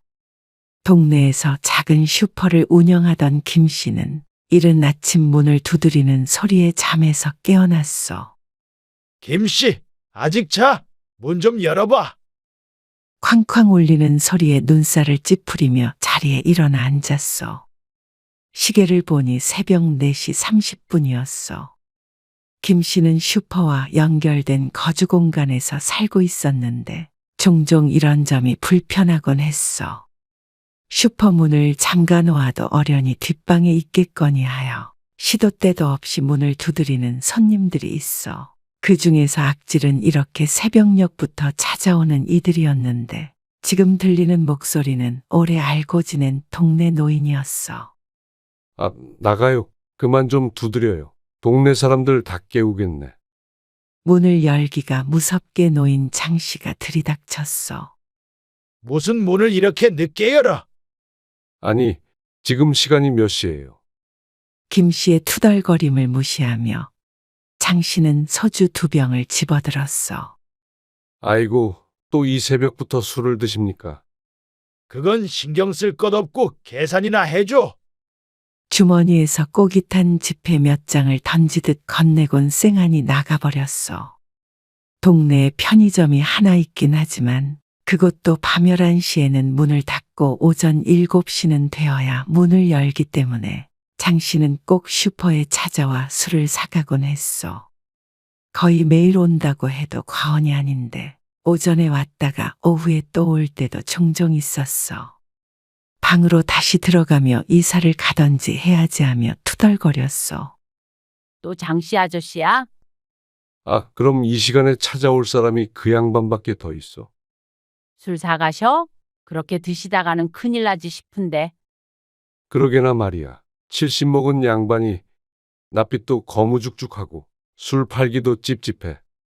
그러고선 얼른 잠이나 더 자자며 누웠어. 평소보다 늦은 시간에 가게 문을 연 김 씨는 문을 열자마자 깜짝 놀랐어. 슈퍼 앞에 놓인 평상에 웬 여자가 몸을 웅크리고 앉아있는 것이 아니겠어. 가만 보니 낯이 익은 것이 새벽에 찾아왔던 장 씨의 아내였어. 여기서 왜 이러고 계세요? 그러자 장 씨의 아내가 대답했어. 뭐 좀 사려고요. 그러고서는 김 씨를 따라 슈퍼 안으로 들어오더니 소주를 2병 집어 카운터에 올려놓았어. 이미 새벽에 2병 사가셨는데. 아, 좀 부족해서. 소주를 사간 지 3, 4시간밖에 지나지 않았는데 그새 또 술을 사오라고 아내를 보낸 듯 했어. 하는 수 없이 계산하면서도 한마디 보태지 않을 수 없었어. 요새 술이 과하신 것 같은데. 그러면서 김 씨가 술을 봉지에 넣으며 고개를 들었는데 장 씨의 아내와 눈이 딱 마주쳤어. 김 씨는 더 이어가려던 말을 다시 꿀꺽 삼키고 서둘러 봉지를 쥐어주었어. 장 씨의 아내도 아무 대답 없이 뒤돌아 나가버렸다오. 손님이 오는 소리에 나와본 김 씨의 아내가 의아해했어. 장씨 아저씨네 아줌마 아니야? 맞는데 이 양반이 또 손찌검을 했나 보네. 진짜 큰일 날 양반이네. 뭐? 그래서? 그래서는 뭐 그래서야. 술 2병 더 사서 나갔지. 김 씨의 아내는 노인네가 도대체 왜 그렇게 사냐며 한참 동안 열변을 토했어. 예전에는 그러지 않던 양반이 갑자기 횟가닥 해버린 건가? 아이고, 말 조심해. 남의 집안 사정까지 신경 쓰지 말고 바닥이나 쓸어. 참나? 그래도 저렇게 사람을 때리기까지 하는데 어떻게 가만히 있어? 다음에 보면 한마디 할 거야. 미쳤어? 참견하지 마. 김 씨의 말을 듣는 채도 안 하며 청소에 몰두하는 아내를 보고 걱정스러운 마음이 들었어. 정말 한마디 할까 싶어 불안했는데 며칠 뒤 그것이 현실이 되었어. 밤 늦은 시간에 슈퍼 문을 닫을까 해서 일어났던 김 씨와 그의 아내는 딸랑 울리는 종소리에 다시 앉았어. 안녕하세요. 그래, 오랜만에 보네. 문을 열고 들어온 것은 장씨 할아버지의 작은 아들이었어. 작은 아들은 30대 중후반으로 아직 장씨 할아버지 내외와 함께 살고 있었는데 좀처럼 보이는 일이 없었어. 어릴 때부터 보아왔는데 말이 없고 늘 주눅이 들어 있었어. 장씨 할아버지의 영향으로 나이 35 먹고도 장가도 못 가고 기가 눌려 지내는 것 같아서 안타까웠다오. 이번에도 아버지 드릴 소주를 사가나 했는데 아니나 다를까. 술 2병을 집어 카운터 위에 올려놓았어. 김 씨가 봉투에 담아주며 인사를 하는데 그새를 못 참고 김 씨의 아내가 끼어들었어.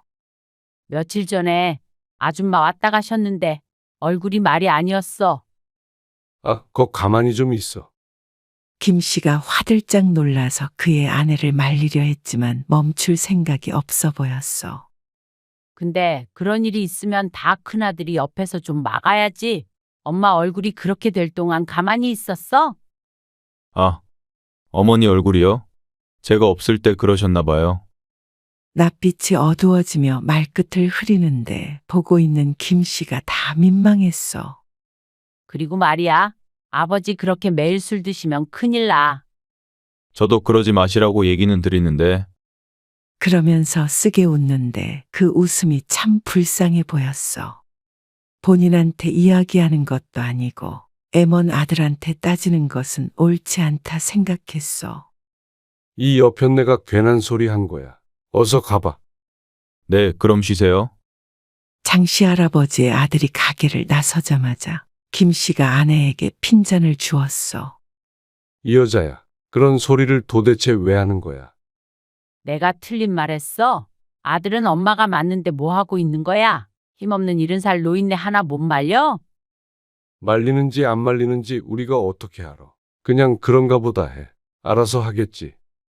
그리고 그날 새벽 김 씨는 다시 한번 문을 두드리는 소리에 눈을 떴어. 또 장씨 할아버지인가 보다 생각하고 나갔는데 김 씨는 깜짝 놀라고 말았어. 아니, 이게 무슨 일이에요? 저 좀 숨겨주세요. 김 씨를 찾아온 건 장씨 할아버지가 아닌 그의 아내였어. 얼굴엔 지난번과 반대쪽에 멍을 달고 있었고 한쪽 팔을 감싸 안고 있는 것이 심상치 않아 보였어. 김 씨는 그녀를 집 안으로 데리고 들어가서 아내를 깨웠어. 비몽사몽 일어난 그의 아내도 장씨 할아버지의 아내를 보고 소스라쳤어. 어머나, 평소에도 그녀를 안타깝게 여겼던 김 씨의 아내는 당장이라도 장 씨에게 쫓아갈 것처럼 엉덩이를 들썩거렸다오. 인간이 어떻게 지 마누라를 때려? 경찰에 신고해버려요. 그러자 장씨 할아버지의 아내는 그것만은 절대 안 된다며 그녀를 뜯어말렸어. 그렇게 안 된다고 흐느끼는데 어쩌겠어. 아들도 집에 있을 거 아니에요. 엄마가 이렇게 도망 나온 거는 알아요? 아니야. 넋이 나간 듯 아니라는 말만 반복하며 울었어. 쾅쾅쾅. 다시 한번 울리는 문소리에 모두가 무척 놀랐어. 김 씨의 아내가 나가보겠다며 슈퍼로 나섰어. 아니나 다를까. 문 밖엔 장씨 할아버지가 버티고 서 있었어. 술 사러 오셨어요? 김 씨의 아내가 시치미를 떼며 말하자 장씨 할아버지가 두리번거리며 슈퍼 안을 살펴보았어. 우리 마누라 못 봤나? 네? 이 새벽에 여기에 왜 있겠어요? 장씨 할아버지는 무어라 말을 하려다 말고 뒷방 문을 힐끗 쳐다보더니 고민하다 뒤돌아섰어. 또 찾아내서 두드려 팰까 싶어 얼른 문을 잠그려는데 장씨의 안색도 좋지 않았어. 비틀거리며 걷는 걸음새도 아슬아슬해 보였어. 또 술을 왕창 먹고 손을 올렸나 보다 생각하곤 문을 단단히 걸어 잠갔어. 에이, 가다가 자빠져 버려라. 늘 장씨 할아버지를 흉봤지만 막상 마주하니 해코지 당할까 무서워 서둘러 방으로 들어갔어. 장씨 아저씨 왔다 갔어. 마누라 어딨냐고 눈이 벌게져서는. 우선 하루 이틀 여기에 있어봐요. 장씨 할아버지의 아내에게 이부자리를 내주며 김 씨가 말했어. 김 씨 부부는 새벽 한참을 울음소리를 들으며 뒤척거려야 했어. 그리고 다음 날 아침 날이 밝고 슈퍼 문을 열기가 무섭게 장 씨의 둘째 아들이 찾아왔어. 어제부터 종일 장 씨의 가족들에게 시달리는 기분이 들었어. 혹시 저희 어머니 여기 오셨어요? 조심스럽게 묻는 모습에 아들에게 어디 간다 말도 못하고 뛰쳐나와야 하는 상황이었나 싶어 속으로 혀를 찼어. 뒷방에 있다고 알려주려다가 유약한 작은 아들의 성격을 알고 다시 입을 다물었어. 괜히 알려주었다가 지 아버지에게 추궁당해서 말해주기라도 할까봐였어. 어제부터 왜 자꾸 여기에서 찾어? 안 오셨어? 네, 혹시라도 오시면 꼭 알려주세요. 그러더니 돌아섰어. 둘째 아들 왔다 갔어요. 방으로 들어가 말하자 장씨 할아버지의 아내가 놀라며 다시 울음보를 터뜨렸어. 아이고, 큰아들한테라도 연락해 보시던가. 정말로 경찰에 신고하시던가 해야지. 어떻게 계속 이렇게 살아요? 여보, 당신이 가서 좀 얘기해봐. 뭐? 내가? 못 들을 말을 들었다는 듯이 김 씨의 눈이 휘둥그레해졌어. 그럼 당신이 가야지 우리가 가. 평소 남일에 끼어드는 것을 꺼리던 김 씨가 아내의 말을 듣고 말도 안 되는 일이라며 정색했어. 내가 가서 뭐라고 하라는 거야? 앞으로는 그러지 말라고 해야지. 내가 무슨 경찰이야? 그러자 오랫동안 알고 지낸 같은 동네 이웃으로서 그러면 안 된다 한참을 설교를 들어야 했어. 평소에도 오지랖이 넓고 정의감이 넘치던 아내였지만 이런 일에 끼어들면 안 된다고 생각했어. 당신이 안 가면 내가 가? 그러면서 자리를 박차고 일어나는 것 아니겠어? 장씨 할아버지의 아내도 그런 그녀를 말렸지만 소용없었어. 그러지 마. 그냥 모른 척 해줘. 뭘 모른 척해요? 이게 하루 이틀이어야 말이지. 안 그러던 분이 근 1년간 왜 그렇게 사람을 괴롭히는 거예요? 그러자 장씨 할아버지의 아내는 또 말문을 닫았어. 그리고 하루 종일 아내에게 시달린 김 씨가 그날 밤 말했어. 아, 알았어. 가만히 좀 있어. 내가 다녀올게. 그러고선 봉지에 소주 2병을 담았어. 아무래도 부드럽게 말을 꺼내려면 뭐라도 주면서 해야 하지 않을까 싶었는데 술을 담았다가 괜히 또 술에 취해 문제를 일으킬까 싶어서 도로 꺼낸 뒤에 술 대신 캔커피 몇 개를 넣고 슈퍼를 나섰어. 가면서도 이건 아니지 싶었는데 아내가 하도 난리를 쳐서 무거운 발걸음을 옮겼어. 장씨 할아버지는 슈퍼에서 300m 정도 떨어진 곳에 살았어. 이곳에서 오래 산 동네 사람들끼리는 당연한 듯 서로의 집을 알고 있었다오. 파란 대문 앞에 선 김 씨는 한숨을 한번 푹 쉬고 대문을 밀었어. 이 동네에서 대문을 잠그고 사는 사람이 없어 거리낌이 없었어. 집에 계십니까? 하며 들어가는데 와장창 하는 소리에 놀라 어깨가 들썩했어. 뒤이어 집안 살림이 다 박살나는 소리가 나는데 부인이 없으니 장씨 할아버지가 이번에는 아들을 잡는 듯 했어. 아무리 그래도 나이 40 가까이 먹었으면 어디 가서도 대접받을 나이인데 노인네가 아들까지 때리니 잘못돼도 한참을 잘못됐다 싶었어. 김 씨는 이대로 두면 안 되겠다 싶어서 문을 열고 들어갔어. 그러곤 그대로 굳어서 지켜볼 수밖에 없었어. 이 노인네가? 형한테 그 돈 다 준 거 내가 모를 줄 알아? 그건 네 형이 예전에 우리 집 힘들 때 그동안 자기가 모아둔 돈으로 메꾸라고 줬던 거야. 그건 네 형 돈이라서 돌려준 거고. 그게 왜 형 돈이야? 같은 형제인데 나는 이렇게 거지같이 살고 형은 돈 받아서 집 사고 결혼한 거 아니야? 아니다. 그런 거 아니다. 내가 취직도 못하고 빌붙어 있다고 아들 취급도 안 하는 거 아니야? 난 돈 한 푼 없이 여자는 어떻게 만나고 엄마 아빠 죽으면 나는 어떻게 살라고. 평소엔 크게 말하는 법이 없이 소심해 보이던 작은 아들은 마치 다른 사람처럼 고함을 질러댔어. 작은 아들의 오른팔은 위로 올라가 있었고 그의 앞엔 장씨 할아버지가 힘없이 앉아 있었어. 그리고는 끝내 아들 팔이 그에게 휘둘러졌다오. 화들짝 놀란 김 씨는 그제서야 정신을 차리고 장씨 할아버지 앞을 막아섰어. 이게 뭐 하는 거야? 아버지한테 이게 무슨 짓이야? 김 씨의 존재를 알아차린 둘째 아들은 잠시 놀라는 듯 했으나 팔을 고쳐들었어. 아저씨, 남의 일에 상관하지 말고 나가세요. 무슨 일이 있었는지는 모르겠지만 네 아버지가 널 어떻게 키웠는데 둘도 없이 귀하게 키웠다. 그렇게 귀하게 키워서 내가 지금 이 모양 이 꼴로 사나 보죠? 우리 마누라한테 경찰에 신고하라고 일러뒀으니까 곧 올 거야. 그만해. 그러자 작은 아들은 장씨 할아버지를 향해 거칠게 욕설을 내뱉으며 자리를 떴어. 형한테 전화해서 그 돈 다시 붙이라고 안 하면 어떻게 되는지 두고 봐. 도대체가 아들이 아버지를 향해 하는 말이 맞는 건지 서슬퍼런 외침에 듣고 있던 김 씨의 간담이 서늘해졌다오. 그리고는 장씨 할아버지를 부축해 소파에 앉혔어. 이게 다 무슨 일이에요? 그러자 장씨 할아버지가 괴로운 낯으로 눈물을 흘렸다오. 다 내 잘못이다. 내가 품에 놓고 키운 자식이 저렇게 된 건 다 내 업보가 아니겠나? 뒤이어 전해들은 말은 충격적이었어.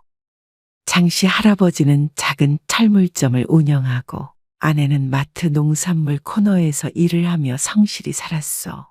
그리고 그들에게는 아들이 둘 있었어. 큰아들과 둘째 아들은 10살 차이가 났는데 터울이 있어서 모두 작은 아들을 예뻐했어. 어려서부터 소심하고 내성적이었던 작은 아들이 걱정되어 만지면 깨질까 불면 날아갈까 노심초사하며 키웠다오.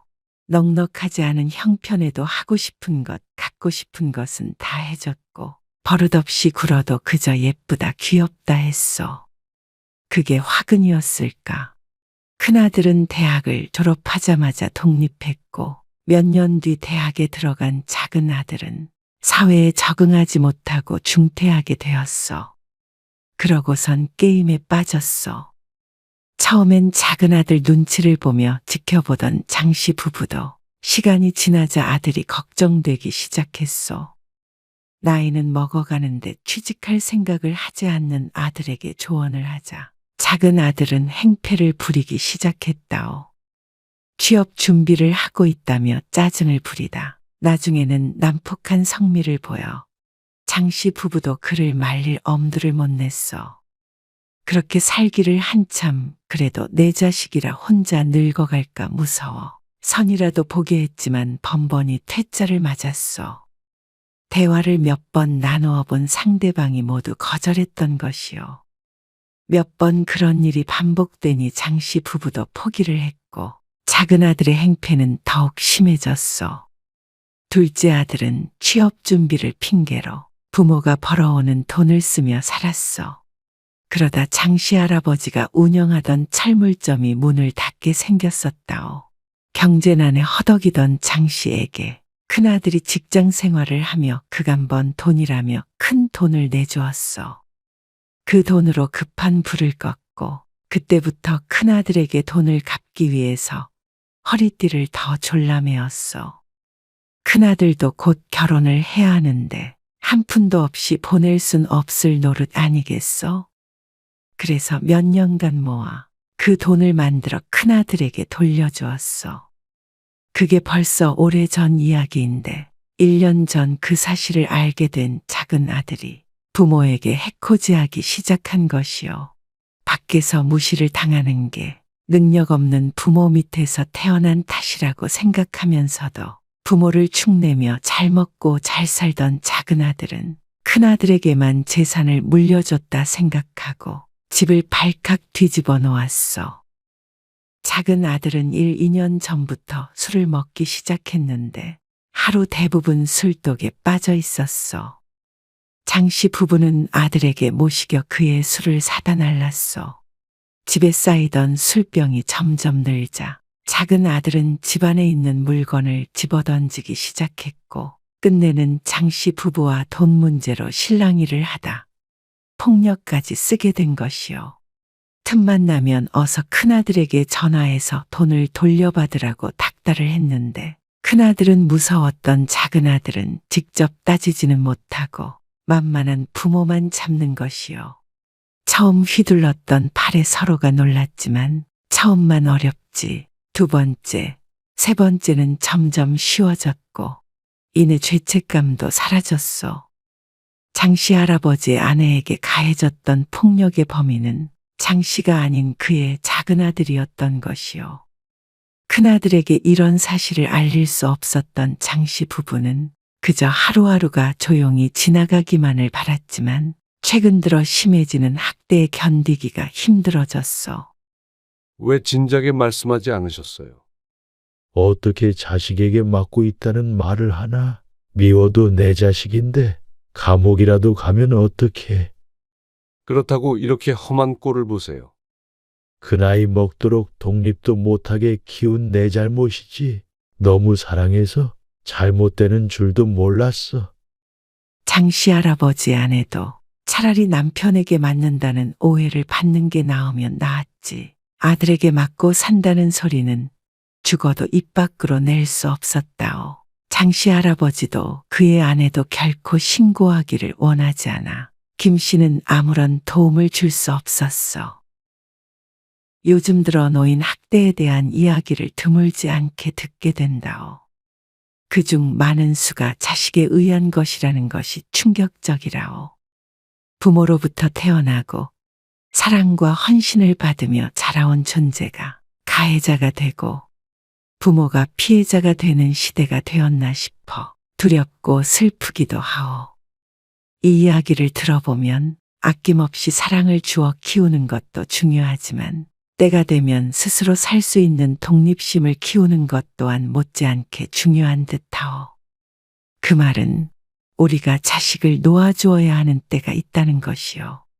그것은 자식이 성인이 되었을 때 따로 사는 것을 말하는 것이 아니라 자식이 40살이 됐든 50살이 됐든 물리적으로도 정신적으로도 부모와 자식이 서로 독립할 수 있어야 한다는 것이요.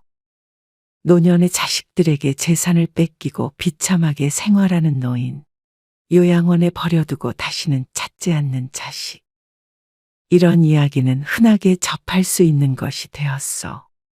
이런 일의 주인공이 내가 되지 않으려면 자식과 인연을 끊는 것이 아니라 거리를 지킬 줄 알아야 한다는 것이요. 나쁜 부모, 나쁜 자식이 되지 않으려면 그리고 우리가 좀 더 평안한 노후를 보내려면 자식과의 적당한 거리는 필수적인 것이요. 자식들도 홀로 서기가 필요하지만 부모에게도 홀로 서기가 필요하오. 품 안에 끼고 있는 자식을 놓아주고 나의 인생을 돌아봐야 하는 것이 노년이요. 거리가 너무 가까워도 너무 멀어도 연인 관계처럼 부모 자식 간의 관계도 실패할 확률이 높아진다오. 또한 자식이 부모에게 짐이 될 수 있듯이 부모도 자식에게 짐이 될 수 있다는 사실도 명심하고 살아야 하오. 서로에게 너무 많은 것을 바라게 된다면 그것을 충족하지 못하면 남는 건 실망밖에 없어. 나이 들어 비참한 노년을 보내지 않기 위해서는 돈을 조심해야 하고 자식도 조심해야 하는데 그 둘을 모두 조심하면 더 좋소. 건강하고 안전하고 인간답게 살 수 있는 노년을 만들어야 하오. 늙어서도 자식에게 독립하지 못한다면 그 끝은 그리 행복하지만은 않을 것이요. 독립한다는 것은 등을 지는 것이 아니라 각자 잘 사는 것을 말하오. 오늘의 이야기를 듣고 지금의 나의 삶은 어떠한가 돌아보게 되었어.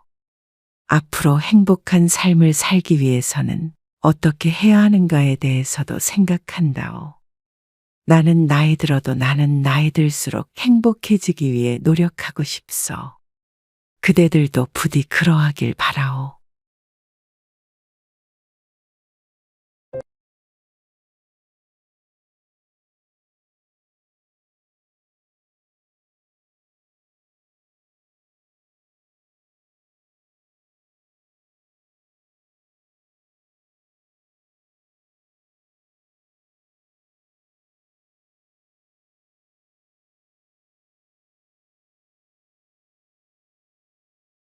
그대들은 노후에 행복하시오.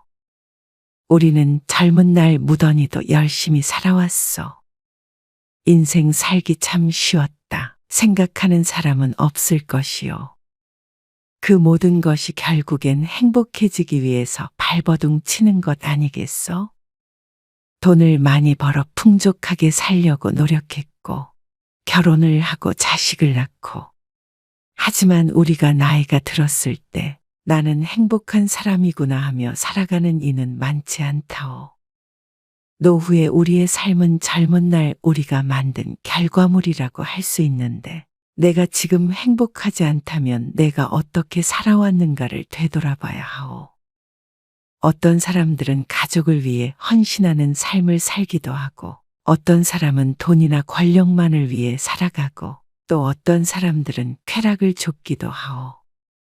그대들은 어떻게 살아왔소? 그래서 지금은 행복하시오. 가까운 지인이 실제로 겪은 이야기를 들려주겠소. 벌써 20년이 흘렀는데 그때가 지인인 강 씨의 나이가 30세였소. 강 씨는 배드민턴 동호회에서 활동을 했었는데 그때 만난 어떤 이에 대한 이야기라오. 강 씨는 경기도에 살다가 그해 인천으로 이사를 가게 되었소. 동호회도 이사한 곳의 근처로 새로 가입하게 되었는데 그곳에서 이 씨를 만났소. 이 씨는 당시에 45세였고 인근 토박이었어. 그는 동네에서 가장 비싼 아파트에 거주했고 외제차를 타고 다녀 동호회 내에서도 그가 부자일 것이라는 인식이 있는 사람이었어. 하지만 동호회 사람들과는 많이 어울리는 편은 아니었는데 저녁에 운동을 마치면 같이 다니던 친구와 특정 몇몇 사람들만 데리고 하루도 빠짐없이 술을 마시러 갔다오. 그렇게 하루에 드는 술값만 매일 30만 원은 거뜬했어. 모두 계산은 모두 이 씨의 몫이었어. 강 씨는 배드민턴 회원 중에서도 젊은 축에 속했고 배드민턴 실력도 출중했어. 또한 성격이 싹싹하여 누구와도 잘 지냈는데 그런 강 씨를 눈여겨본 이 씨가 어느 날부턴가 술자리에 강 씨를 초대하기 시작했어. 거의 매일 배드민턴을 치러 왔는데 배드민턴을 치는 날이면 어김없이 술을 마시러 갔으니 이 씨가 제때 집에 들어가는 건 본 적이 없었다오. 형님, 실례지만 무슨 일 하시는지 여쭤봐도 되나요? 술자리에서 강 씨가 물었어. 매일 고급 식당, 술집에서 술을 먹는데 모든 술값은 이 씨가 계산했기에 그가 도대체 무슨 일을 하는지 궁금했다오. 나 고물상이야. 강 씨는 깜짝 놀랐어. 그는 고물상은 가난할 것이라는 선입견이 있었어. 얘는 한 달에 현금으로 3, 4천만 원씩 들어와. 그러니까 맘껏 얻어먹어. 나도 매일 얻어먹잖아. 배드민턴을 함께 다니던 이 씨의 친구가 말을 보탰어. 멀끔한 외양과 고급 외제차, 고물상을 할 것이라고는 상상도 못했는데 강 씨의 편견이 깨지는 순간이었어. 사원도 여럿있고 그의 아버지도 고물상을 크게 했는데 말이 고물상이지 큰 기업을 상대로 각종 고철이나 비철 등의 자원을 거래하는 일을 하였어. 그리고 다 현금으로 받으니까 세금도 안 내. 그래도 세금은 내야 하는 거 아니에요? 다 방법이 있어. 저도 형님처럼 돈 많이 버는 게 꿈이에요.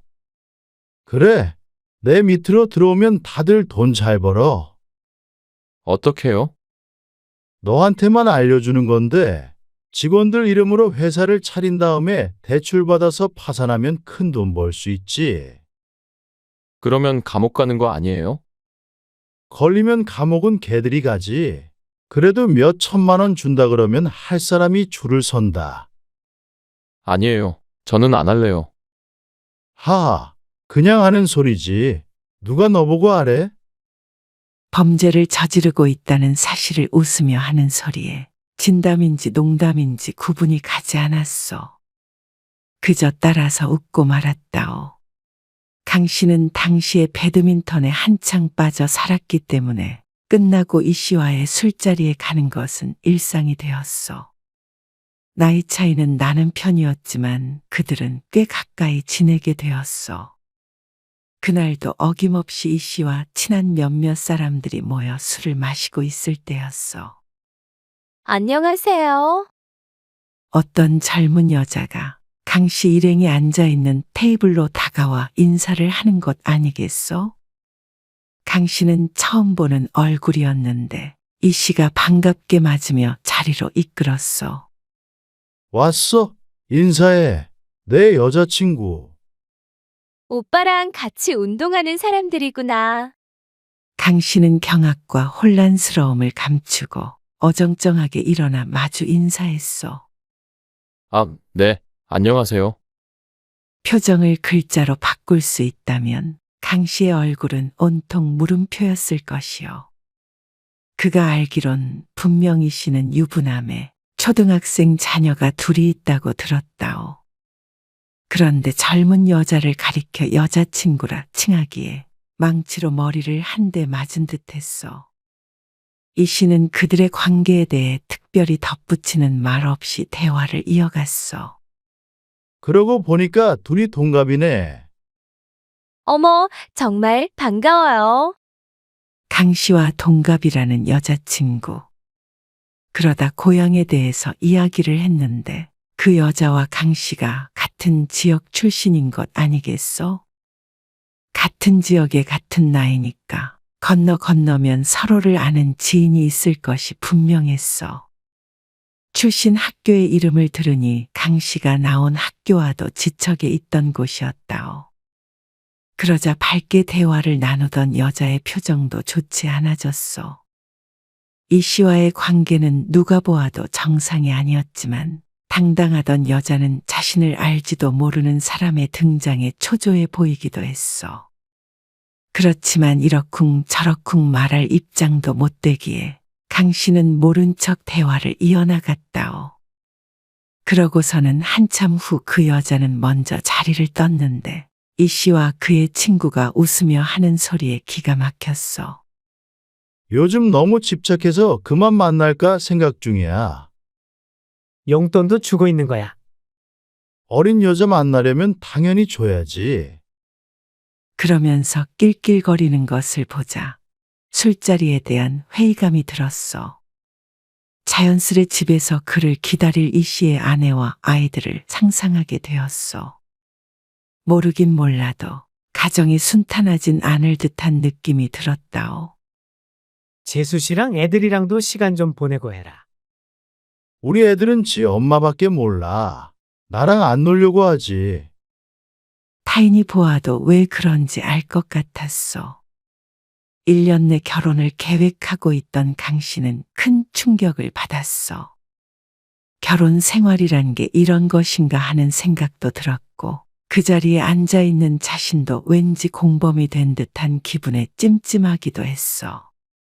그날 이후로 몇 번 이어졌던 술자리에는 종종 여자친구라는 사람이 나타났어. 강 씨를 껄끄러워하던 것은 옛날 일이고 자신과 15살 차이 나는 남자 옆에 앉아 즐거운 듯한 모습이었어. 그러다가 어느 날 이 씨와 강 씨가 둘이 식당에서 저녁 식사를 하고 있었는데 마침 근처에 이 씨의 아내와 아이들이 있다며 식사를 같이 하자는 것이 아니겠어? 그렇게 이 씨와 자주 어울렸어도 그의 아내를 본 것은 처음이었는데 괜한 편견 때문인지는 모르겠지만 그녀는 깡마른 몸에 지쳐 보이는 듯한 인상이었어. 서로 인사를 하고 이야기를 나누면서도 강 씨는 좀처럼 대화에 집중을 하지 못했어. 졸지에 이 씨의 아내와 여자친구를 동시에 알게 된 셈이라 무척 죄책감이 들었다오. 이 사람한테 얘기 많이 들었어요. 요즘 자주 만나시잖아요. 아, 예. 운동 끝나고 가끔이요. 강 씨는 괜히 민망하여 물만 벌컥벌컥 마셨다오. 형님이 늦게까지 운동하셔서 아이들 혼자 돌보시느라 힘드시겠어요. 그래도 나쁜 짓을 하는 것도 아니고 운동 간다는데 어쩌겠어요. 또 땀 흘리고 맥주 한 잔 먹고 오는 것까지 막을 수는 없죠. 어색한 마음에 말을 이었는데 대답을 듣고 더 마음이 불편해졌어. 같이 재미있게 운동하고 앞으로 종종 봬요. 나도 집에 혼자 있으면 심심하니까 운동 끝나면 나도 좀 불러주고요. 네, 그럼요. 알겠습니다. 뭘 불러? 남자들끼리 술 한잔 하는 건데. 그렇게 식사가 끝나고 돌아오면서 이제 더 이상 이 씨와 사석에서는 만나지 않겠다고 다짐했소. 이 씨의 아내까지 만나니 자신도 외도에 가담한 것 같아서 죄책감이 들기도 했고 금묵자학이라는 말도 있지 않소? 이대로 그와 가까이 지내다가는 자신까지 물들까 무서웠소. 그 뒤로도 이 씨가 종종 강 씨를 불렀지만 이런저런 핑계를 대고 거리를 두게 되었소. 그러다가 강 씨가 결혼을 해서 다른 지역으로 이사를 가게 됐소. 자연스럽게 멀어질 수밖에 없었다오. 그런데 이사를 하고 얼마 뒤에 이 씨에 관한 이야기를 전해 들었소. 사기죄로 감옥에 갔다는 소식이었소. 그때 우스갯소리로 했던 대출 이야기가 진실이었던 모양이었소. 그것이 잘못됐는지 감옥에 갔다는 말에 잠시 안타까운 마음도 들었소. 하지만 미리 예견되어 있던 일 아니었겠소? 그날의 얘기를 들어보면 한두 번 해본 것이 아니었던 것 같은데 그렇게 해서 쌓은 부를 자랑하고 다니던 것을 생각하면 억울한 일은 아닐 것이요. 그러고선 강 씨는 이 씨를 잊고 살았소. 긴 세월이 흘러 20년 정도 흘렀을 때 강 씨는 다시 인천으로 이사를 하게 되었소. 무슨 운명의 장난인지 단독주택을 수리하고 폐기물을 처리하기 위해 근처의 고물상에 전화한 강 씨는 이 씨와 재회하게 되었소. 세월이 세월인지라 처음에는 서로를 알아보지 못했다오. 강 씨는 50세가 되었고 이 씨는 65세가 되었소. 부티나게 인생을 즐기며 살던 이 씨는 허름한 행색으로 나타났는데 도저히 지난날의 그 사람이라고는 생각할 수가 없었소. 서로를 알아본 둘은 반갑게 인사했소. 형님, 어떻게 지내고 계십니까? 나는 아직도 고물상 하고 있지. 그냥 혼자 입에 풀칠하고 살아. 예전에는 이 씨가 직접 물건을 수집하고 다니는 일이 없었는데 이제는 당당했던 모습은 사라지고 폐기물을 줍는 노인이 되어 있었어. 형수님은 잘 계세요? 나도 모르지. 이혼한 지 오래됐어. 애들하고도 연 끊었고 혼자 살아. 사업도 애저녁에 망해서 이러고 산다. 어쩌다 그렇게 되셨어요? 그러게 감옥 가고 바람핀 거 들통나고 하던 일은 고꾸라지고 그냥 되는 일이 하나도 없었어. 재수가 없었지 뭐. 대출 사기를 안 쳤어도 고물상 일이 워낙 잘 돼서 잘 먹고 잘 살 수 있었을 텐데. 그리고 가정에 더 충실했다면 힘든 일이 있을 때 등 돌리지 않고 버팀목이 되어 주었을 텐데. 화려한 듯한 삶을 살았지만 그 끝이 눈앞에 보이는 이 모습이라니 씁쓸한 감정이 들었소. 또한 말년에도 자신의 삶이 왜 그렇게 됐는지를 깨닫지 못하는 그가 불쌍했소. 한편으로는 그와는 정반대의 삶을 산 강 씨는 그를 보며 안도를 했다오. 한때는 자신도 이 씨를 따라다니며 그런 술자리에 빠져서 살던 때가 있었는데 그의 행동들을 보고 똑같이 되지 말아야지 하며 다짐을 했던 것이 강 씨를 바르게 이끌어줬던 것도 같았어. 우리가 살면서 무엇을 추구하느냐에 따라서 인생의 방향이 결정돼요. 돈이 없으면 불행할 수는 있지만 돈이 많다고 꼭 행복한 것은 아니라오. 또한 나이가 어리고 생각이 짧을수록 물질적이고 육체적인 삶이 최고라고 여기고 나이가 들고 지혜가 자랄수록 정신적인 삶을 최고로 여긴다고 하였어. 그렇다면 나이가 들수록 지혜로워지고 진정한 행복을 추구할 줄 알아야 하는데 나이를 먹었다고 해서 꼭 현명해지는 것은 아니지 않소. 불행한 사람은 행복을 자꾸 바깥에서 나에게서 멀리 떨어진 곳에서 찾소. 하지만 행복한 사람은 행복을 나와 가까운 곳에서, 집에서, 내 안에서 찾는다오. 나이가 들수록 물질적, 육체적인 것은 필히 멀어져 가오. 부질없이 떠나는 것을 붙잡지 말고 내 안에 머무르는 것에서 행복을 찾으려고 해보시오. 행복하지 않다면 남 탓하지 말고 내가 무엇을 바꿔야 행복해질 수 있을까에 집중해 보는 것이 어떻소? 바보 같은 인생을 산 남자의 이야기를 교훈 삼아 앞으로의 나의 삶을 옳은 길 위에 올려놓을 수 있도록 해보시오. 나는 나이 들수록 행복해지기 위해 노력하고 싶소. 그대들도 부디 그러하길 바라오.